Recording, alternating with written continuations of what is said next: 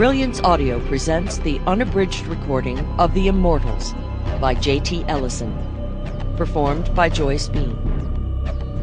For Jill Thompson, Ti amo molto, and my darling Randy. These 8 words the reed fulfill, and ye harm none, do what ye will.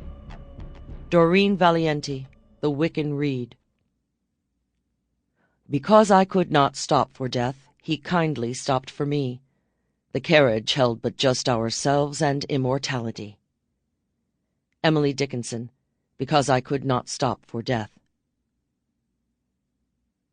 Third Quarter Moon, Samhain, Halloween. Chapter 1. Nashville, Tennessee, October 31st, 3:30 p.m. Taylor Jackson stood at attention, arms behind her back, her dress blues itching her wrists. She was feeling more than a bit embarrassed. She'd asked for this to be done without ceremony, just a simple, "Here you go, you're back in our good graces," but the chief was having nothing of it.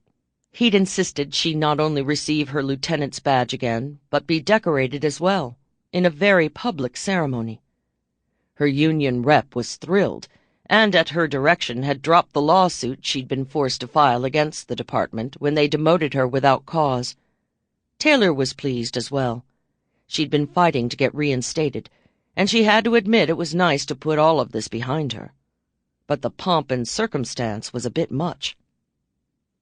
It had been a long afternoon. Taylor felt like a show pony, was flushed with the overly exuberant praise of her career, her involvement in catching the conductor, a serial killer who'd killed 2 women back-to-back, kidnapped a third, and fled Nashville with Taylor hot on his heels.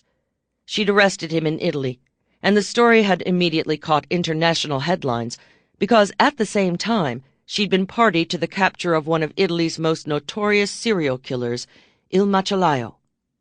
In the world of sound bites and news at your fingertips, taking 2 serial killers into custody had garnered so much attention that the chief had been forced into action.